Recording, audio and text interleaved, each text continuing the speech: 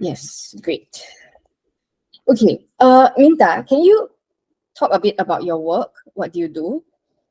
Okay, so basically, I'm a professional magician. So I perform for events, parties, and yeah, stuff like that.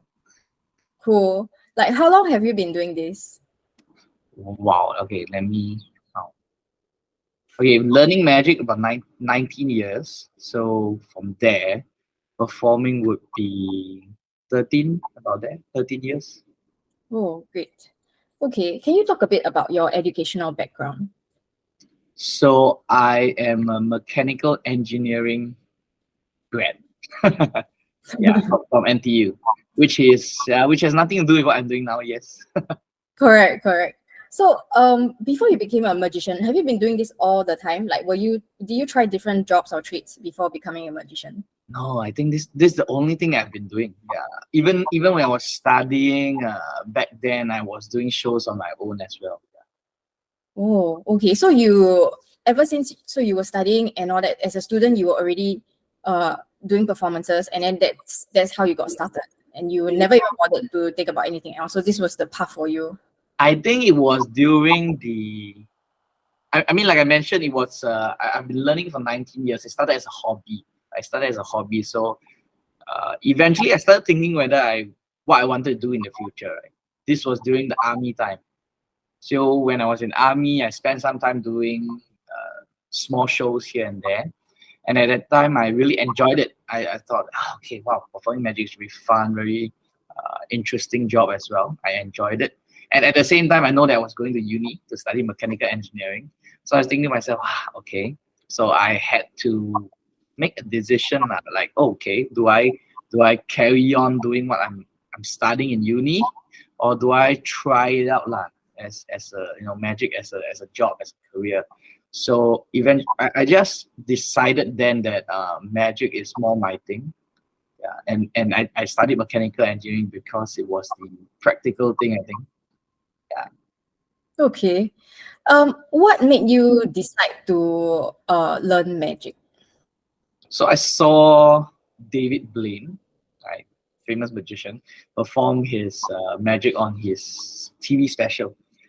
Then yeah, about 20 years ago, and then that got me interested in magic.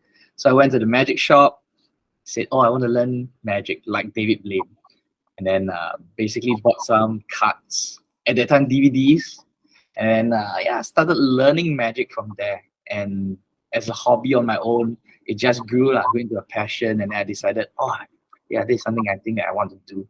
Yeah. How old were you when you started? How old was I? I was 14. 14 years old. Yeah, Wow. 14 years old. 13, 14, yeah, about there. Yes. Wow. Okay. So secondary school lah, secondary school. Wow. Amazing. Like, at which point did you realize that it was financially sustainable for you to become a magician? So when I first mentioned the idea about being a professional magician, full-time magician to my parents, they were worried, of course, right? And so basically, I just told them, give me 1 year, to try it out, and to show them that it can be a stable work, stable income.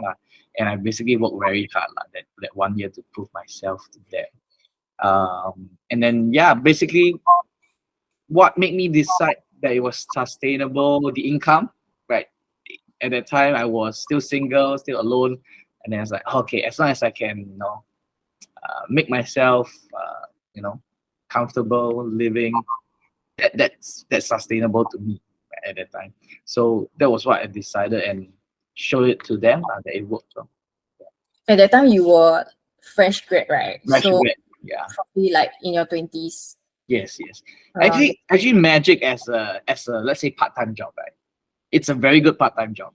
It's very good income as a part-time job. But the only concern and issue is always when it becomes your full-time thing.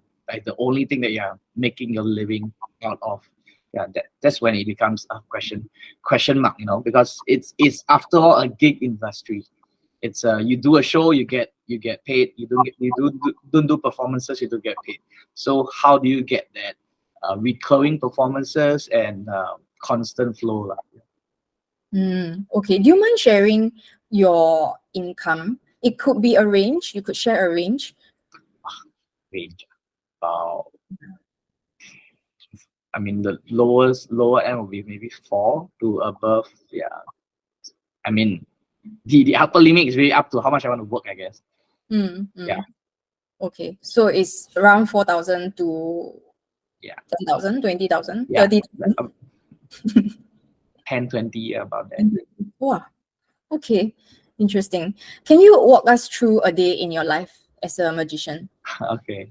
So in the daytime, in the mornings, usually I'll be practicing, doing some practicing of whether is it new stuff that I'm working on or is it some old things that I'm revising, recapping. If I have a show that is coming up, I might be preparing for a show at that time.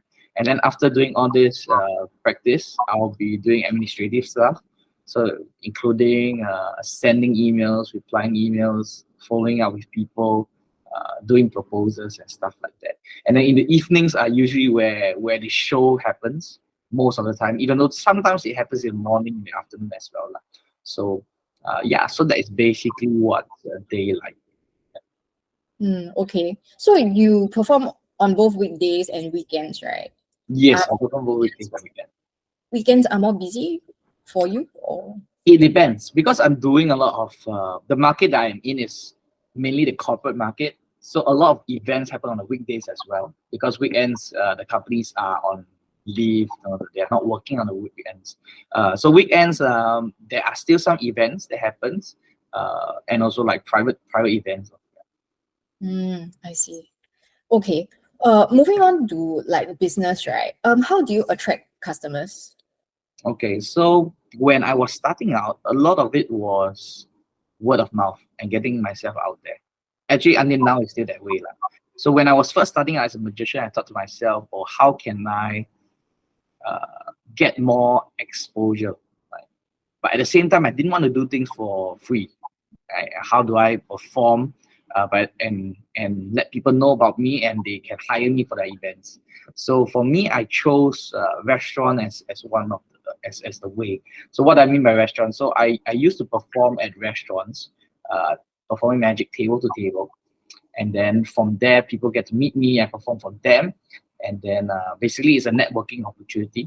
They get to see me perform in action. And if they like me performing, they get my contact, I give out my card and things like that. And then it goes on after that to hire me for event. Yeah. Other than that, a website as well. I have a website, social media. Even though I'm not big on social media. In fact, I would say social media is my weakest marketing kind of channel. But I think website is one way that people get to know me as well. Yeah. So that's how I attract clients. Do you run ads for your business? Yes, now I run ads. I used to not run ads at all. Yeah, I used to really just base everything on word of mouth. I only started running ads maybe last year. Yeah. Okay. And like, how do you retain your clients? The most straightforward way is to do a good job. Yeah, when I perform a good show, people will see it, people like it, and then the next time they have an event, they get me back, or they'll recommend it to their friends that have an event that's going on. So there is that multiplier effect that happens, right? Where you event, there's a lot of people that sees you perform, and then if they ask for your contact or you can pass your cards out, your contact out, then it branches out from there as well. Okay. What are the main tools you use for your work? Tools, as in, wow, because with magic, main tools is basically the things that I perform with, is it? Or work, or business. It could be anything that you use on a very frequent basis.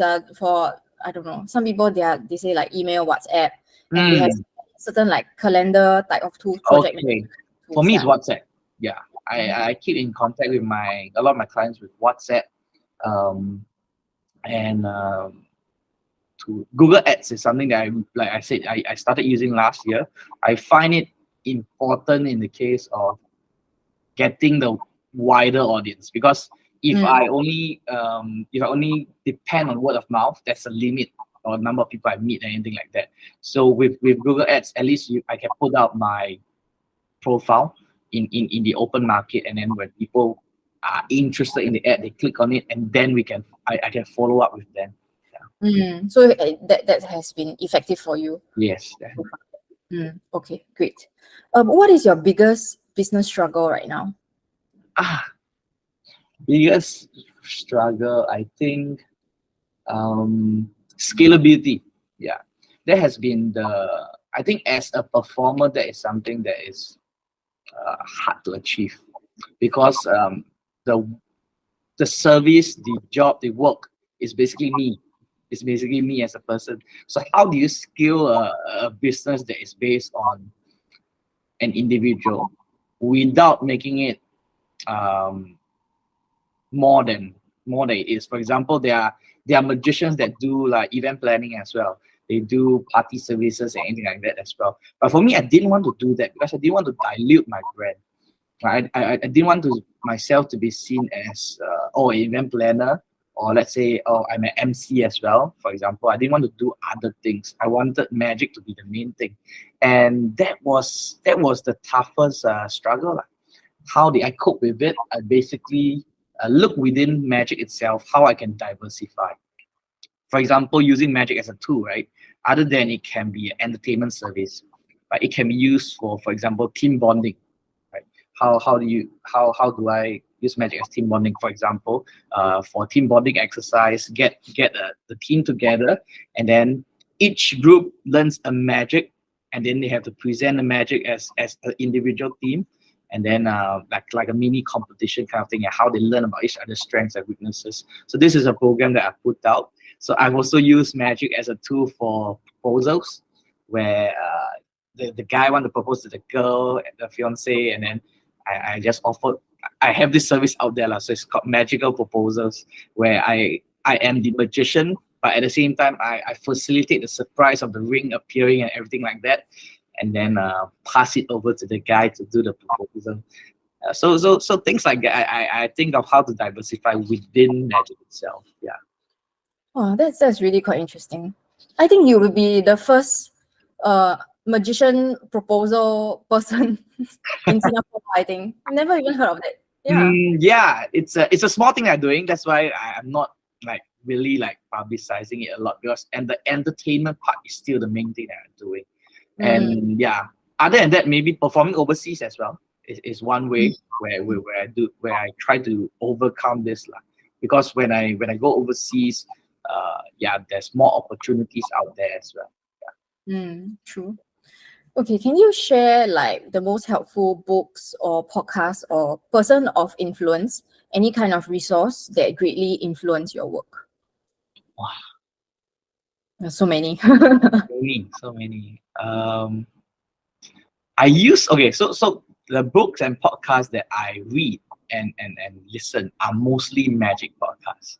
Yeah. So they deal with not only the performing side of it, where we talk about magic tricks and anything like that, but there is also magic business podcasts where it deals very specifically with how you for example, how you work within the corporate market to do bigger, to do better and stuff like that. So I used to listen to this podcast called the Successful Magicians podcast, where they interview different successful magicians in the world, but mainly I think UK, US are mainly that. And then they share their experience about how they sustain, not only sustain, but they do well in it. So from there, I also learned. Yeah, from there also. Interesting. Okay, do you have a failure that happened to you that set you up for later success? Failure. Let me think. Okay, I've tried a lot of things. I've tried, like I said, I was thinking how to do different things within magic, right? So one of the things that I attempted to was doing cruise, right? Which is cruise, doing magic on a cruise ship and everything like that, right? And that was one industry within magic that I've always been interested in. Oh, how's it like performing on the ship, going around the world, And I've attempted to go into it, like reach out to people and stuff like that, but nothing suitable came. Nothing suitable came, and I know the reason why. So now that I know the reason why, but at this stage of life, I would say that it's a good thing that I did not go into cruise, because there is a long away time. Right? There's a long time you have to be away from land, and now with a family, it's hard to do that. It's hard to do that. So the magicians on board of cruises, they usually have to be away for months. Yeah. Right now in this time of life, I just not able to do that lah. So on hindsight, maybe it's a good thing that I didn't get into that. Yeah. That's interesting. But if you were more available, right, you would still do it? Would you still do it or no? I will be open to it. Yeah. The reason why I didn't get into cruises, from my understanding, is because the marketing material that I have and that I sent out to them was not suitable for a cruise job. Because in cruises, they perform on big theaters. Like they perform on big theaters and stuff like that. So when I'm performing on land, the majority of shows that I'm doing are mainly banquet hall shows, banquet room shows, D&D stuff. So when you send this kind of video over, the agents there will say, oh, it's a different context, right? And the production value is very different from what they are looking for in a cruise show. Right? So I mean, that's one of the reasons. There might be others as well, like, oh, maybe at that time I was not mature enough, not suitable enough. So yeah, maybe now when I try, it will be different as well. So it's hard to say. Yeah. Interesting. Okay. Through your work, have you learned anything that is particularly helpful or advantageous? Advantages. I think the nature of being a magician is that you cannot run away from the fact that it is an unstable job to start with, right? But don't take that instability as a negative thing, because sometimes, due to the fact that it is unstable, right, it pushes you to find ways to make it stable. Yeah, it pushes you to do that, and that takes a lot of creativity. That takes a lot of perseverance, and so. Of course, if you're somebody that don't want to, I have to think of how to make it sustainable again. I have to make it, how do I make it stable again, right? Then maybe a 9-to-5 job is more suitable, right? Because there is, you just go to office, do the 9-to-5 job, and then you earn the salary. But being a magician is very adventurous. It's very different, right? And I get to perform for, I get to go places where it's not common. If I were to do a 9-to-5 job, and meet people that are very interesting as well to perform. So I enjoy the fact that I need to think of, so how do I make it work? That challenge to me to overcome it is interesting to me. So it grows your character that is not the same as if you were to be at a 9-to-5 job. Yeah, I think if I were a 9-to-5 job, I would be very restless.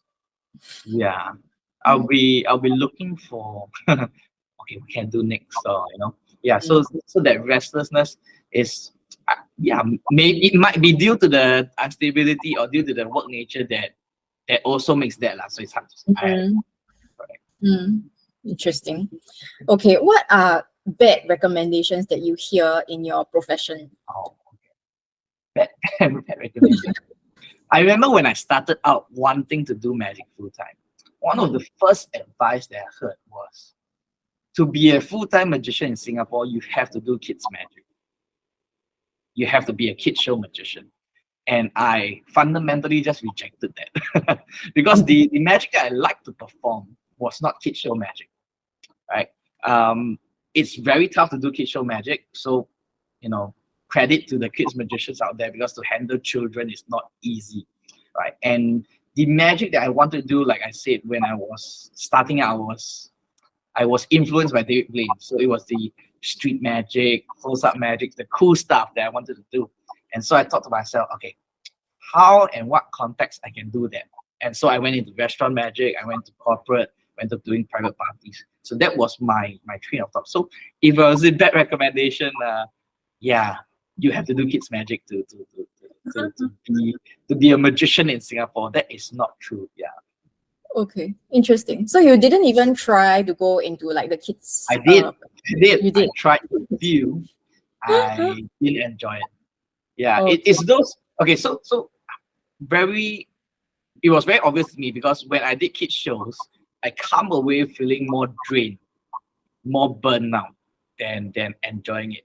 But when I was doing close-up magic, when I was doing corporate events, stage shows as well, I come back feeling happy, feeling better. So that was an indication to me that, oh, the kids thing is not a thing for me. Yeah. That's interesting. Okay. Okay, moving on to your mental and emotional state as a magician, right? What do you most enjoy about your work?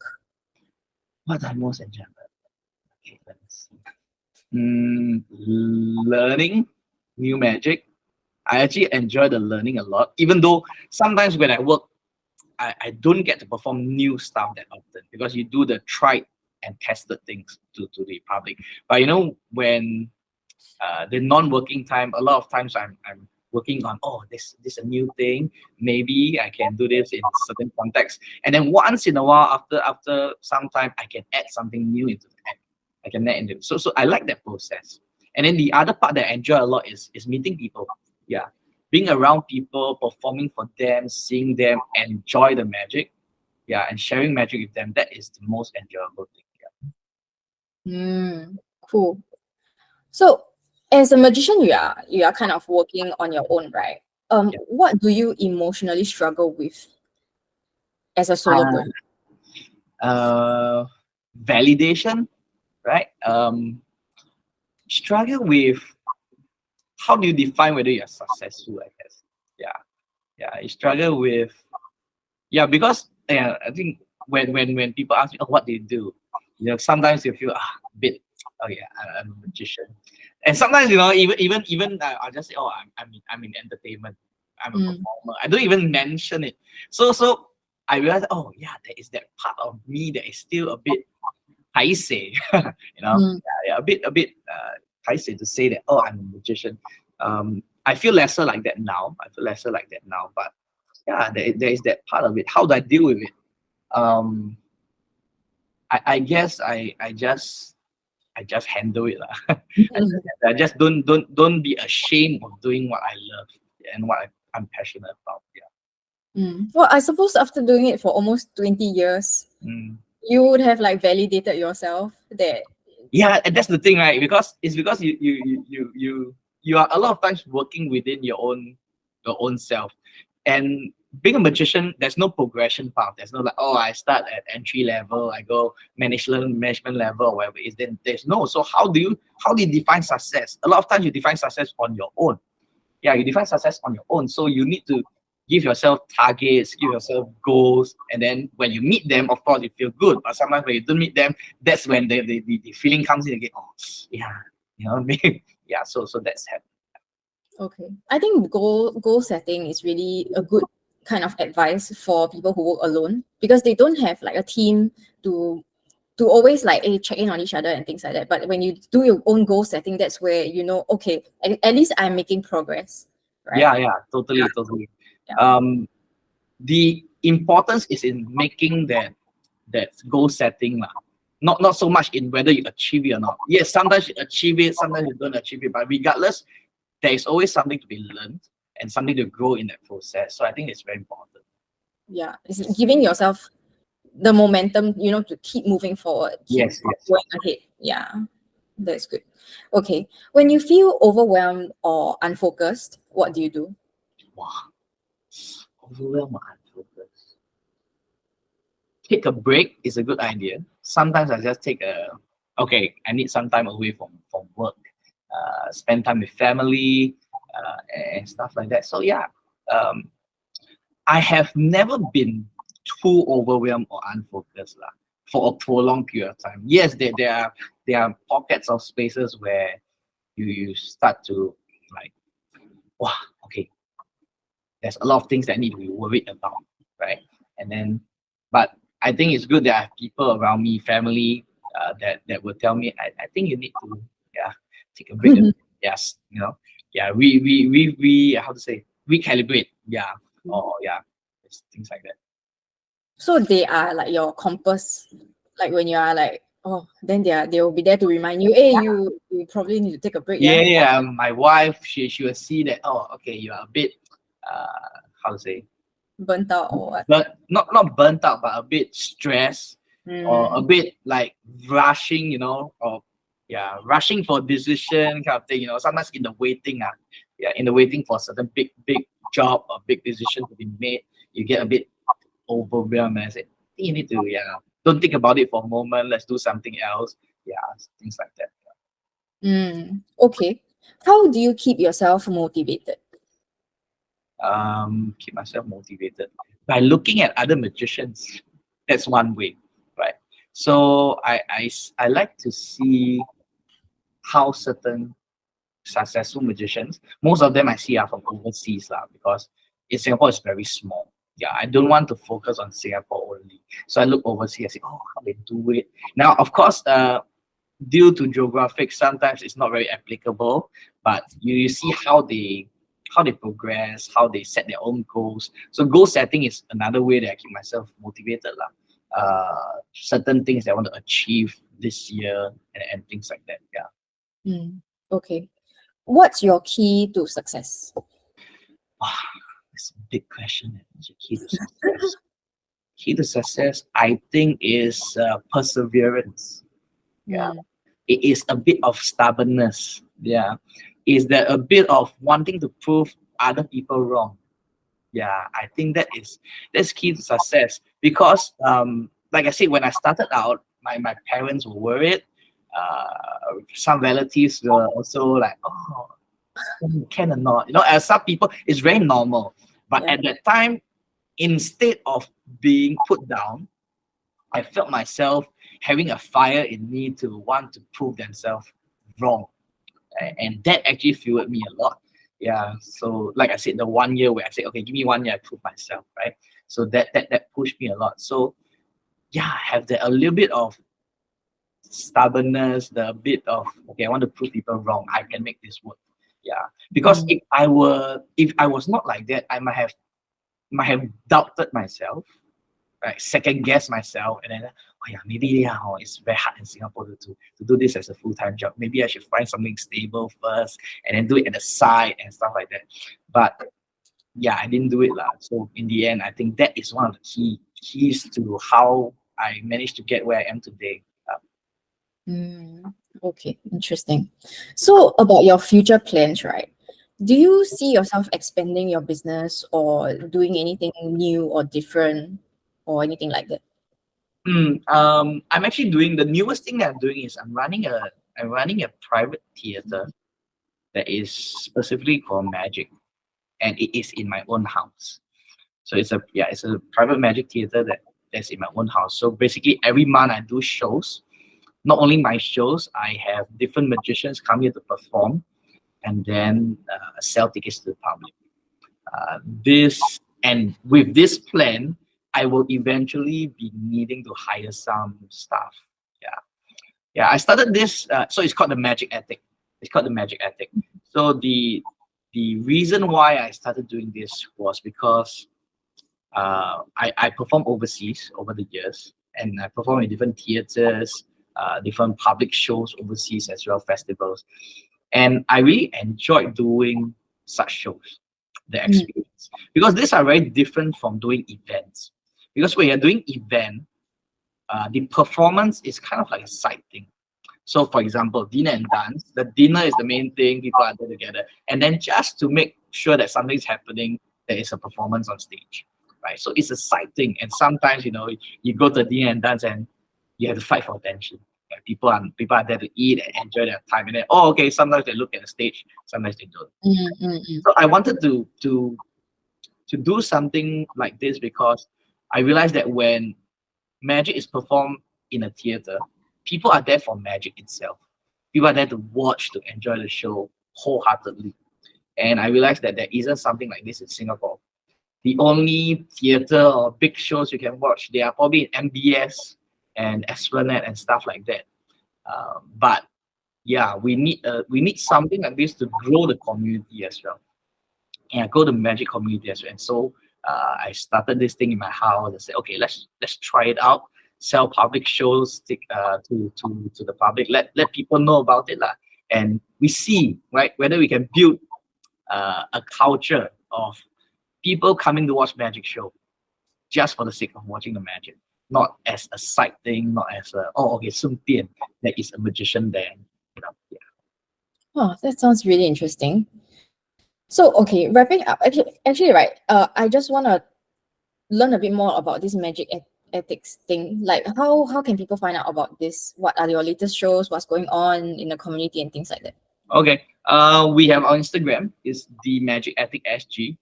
Okay. Yeah, so you can find us on Instagram. We have a website as well as www.themagicethic.sg. Yeah. Okay.